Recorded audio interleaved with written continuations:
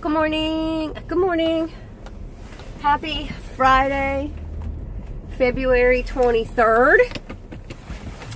And so, back at the grind. It's back to being cold. Winter again. Snow, ice, sleet, rain forecasted. Yippee skippy. Here in Maine. So I did some research on fasting.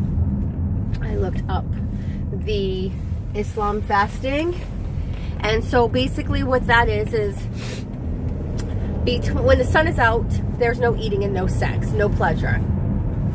So you can drink, you know, all the fluids you want, clear fluids, you know, it can't be whatever, but alcohol or any of that stuff. But you can't have sex and you can't eat, which isn't what I want to do. So my husband is actually, yesterday supposedly he did it. He didn't eat all day and then came home and then ate, but it still was sunny out when he came home, so he really didn't technically do it. But anyway, so that's not what I want to do. So I looked up a couple of the fasts that are out there going on, and so it's suggested, you know, it's suggested that if you do a fast, you start out slow and you slowly increase to get your body used to it and prepare for it mentally and physically.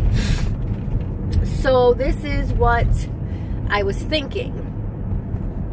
So if I'm capable, and I'm pretty sure I'm capable of doing it, so I'm going to start out with and basically it will be a 60-hour fast is essentially what it will be, because I will stop eating Sunday night, and then won't be eating Monday, won't be eating Tuesday, and then we'll eat Wednesday morning. So essentially that's going to be roughly about 60 hours, maybe a little bit more.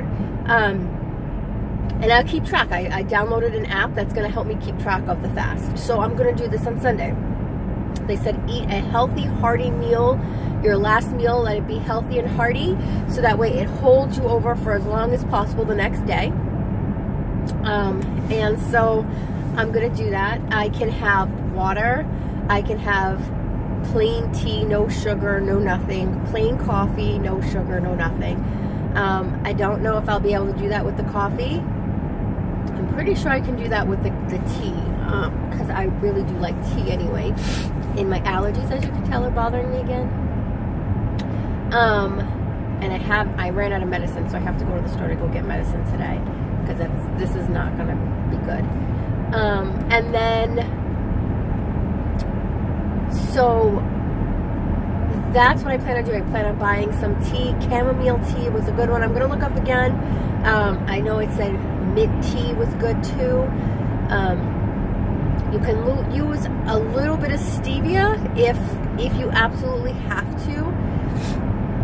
Now, I didn't see anywhere about chicken broth, but I know that chicken broth is really good for you, because chicken broth replenishes the electrolytes. They were talking about, you know, some of those salts that like do declines and stuff. I don't know about all that. I don't want to be pooping in you know, in the bathroom the whole weekend. I mean, you know, all day, because I have to work. So I don't know about all that, but you know, I'm going to do a little bit, look into it a little bit more today and see if I can actually have chicken broth. If I can have chicken broth, I'm golden, because I like drinking chicken broth. I don't have a problem with it.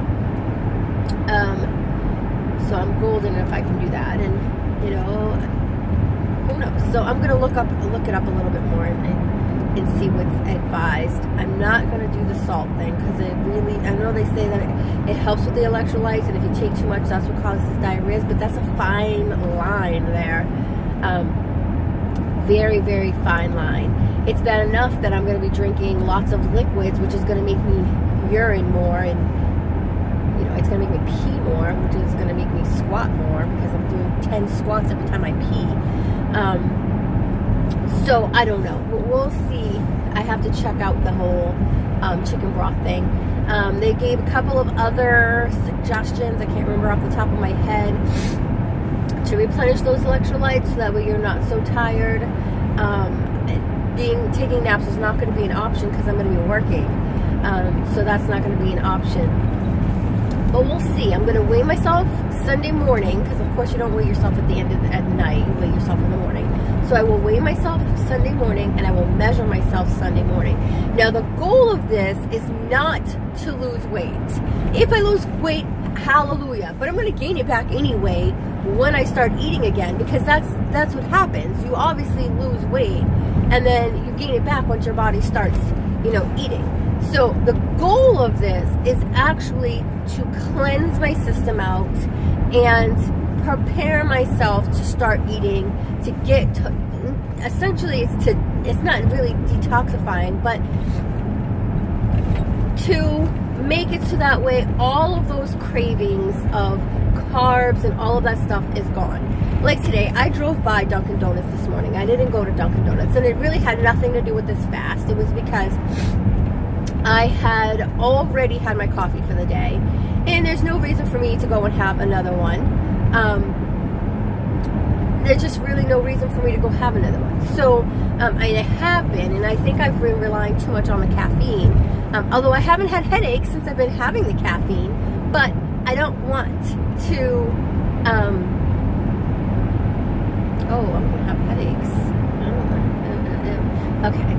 So I don't want to rely on that. I need to cut that crap out, because I cut out cherry Pepsi because I was addicted to it. I need to cut that out. So anyway, so that's one thing. So I'm not going to go this weekend. I'm not going to go. So yesterday was my last day of Dunkin' Donuts, essentially, because after this weekend, I'm not going to go. You know, this weekend I'm not going to go to Dunkin' Donuts, and then of course, while I'm on my fast, I'm not going to go to Dunkin' Donuts, and I'm not going back after. There's no reason for me to go back after. If I can make the coffee at home, there's no need for me to have to drink there, spend their money at theirs. So that'll save me, like, you know, $15 a week. So that is that. I did not do any exercises yesterday, so I'm going to rant a little bit about my husband and my son. So I'm the only female in the house. I have a 19-year-old son, and I have a husband. And let me just tell you, you know, you think that when your children are younger, you do so much for them, and they will get it. They'll understand, they'll comprehend, and they will get it when they're older. Absolutely not. So I seen this elliptical on Craigslist that was free. Guy said, come get it. Today, you know, that's perfectly fine. So I send my husband and my son a message. I say to my husband, do you want to go with me to get it? He says no. So I sent my son a message saying, I'm going to need you to come with me to go get this machine. So half an hour before I leave work, my son says, oh, I'm not going to be able to go with you. I'm out with friends. Are you fucking kidding me? The two of you? Like, fucking seriously. The two of you. Fucking seriously. Okay. So I emailed the guy back saying, unfortunately, I'm not going to be able to make it. Husband and son are busy, and so I'm not going to be able to come pick it up. Thank you, but sorry. So I'm pissed. So pissed, because all the things that I do for this fucking household, and these two guys can't get off their ass to fucking help me. You know, it's pretty pissing. As you can tell, I'm irritated. Because when they ask for something, I'm there. I do what they want 99% of the time. So here's a perfect example. The other day, my husband wanted chips. We don't have any chips in the house because he ate them all. And I'm not buying any anyway. He ate them all. And he said, can you go to the store to buy chips? No. You go to the store to buy chips. Well, he never went.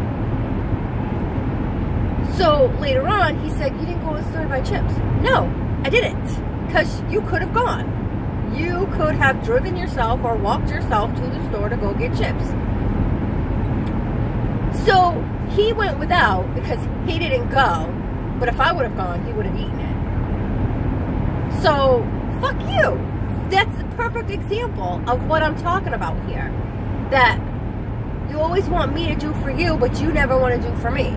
Now, don't get me wrong. I'm not in any way shitting on my husband or my son. Not at all. Because I know they both love me.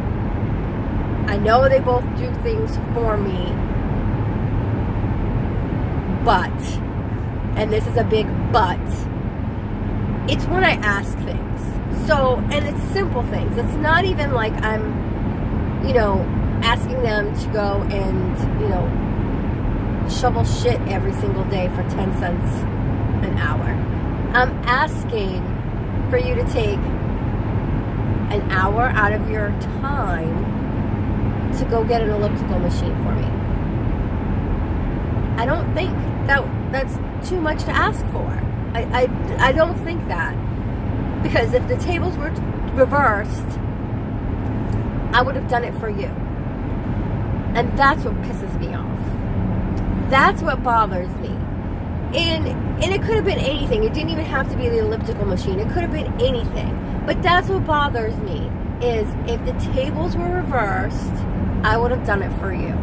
And this is becoming a trend with the two of them. So they don't talk because my husband is disappointed in my son's choices, and my son just doesn't bother talking to him because he doesn't want to hear lectures from my husband. Now, my husband is his stepfather, but still, he considers him his father. So he doesn't want to hear lectures, so he just doesn't bother. So I'm the only person who deals with anything between the two of them. It's kind of frustrating. It's kind of aggravating, and it's childish between the two of them. But whatever. It is what it is. Now, at the same time, I am also the only person who deals with the groceries, the buying of the necessities in the house, the bills. So my husband works and he contributes to the bills. He just doesn't know a goddamn thing about the bills. I'm the only person who is in control of everybody's schedule, doctor's appointments, and things that they have to do. Me. Of everybody. Now, there's only 3 of us, and I used to maintain that for a family of 4. You know, a family of 4, 6, and then down to 4 again. But that's not the point. The point is that these are 2 grown-ass men, and I'm asking for you to do for me like I do for you, and you don't. So, that's the frustration, that's the bitching of this point in time. I wouldn't give up my husband for the world, because he's a great guy, he really cares, I really love him. If I went to him right now crying hysterical, he would, you know, wipe my tears, give me a hug, and all of that. So it's not even like he's a shitty person.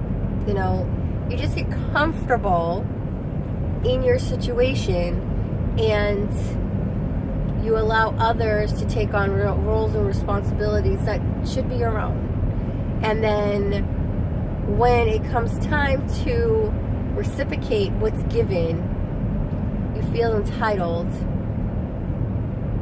and you don't.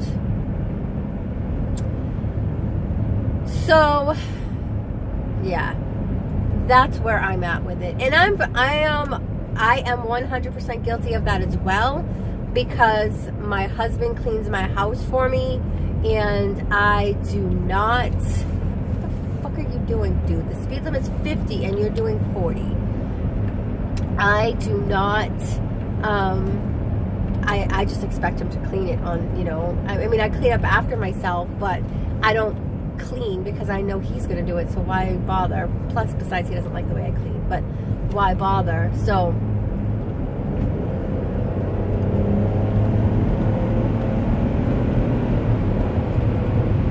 Sorry, I had to pass this dude because he's just fucking ridiculous. So that is my my rant for today, February 23rd, on a Friday morning.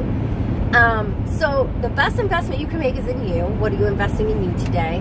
Today I am investing, I have no idea because I don't really know what I'm going to do. I'm investing, preparing for my fast. That's what I'm investing. Research in me. That's what I'm investing. So you guys have a wonderful day, and I will see you tomorrow. And if something great happens today, I will let you know. I'm going to try to get a workout done, but I have crap that I have to do tonight because I'm going to be gone all day tomorrow. So I probably will not. Walking around Walmart to work out in itself, though. All right, so you guys have a great day, and I'll see you tomorrow. Bye-bye.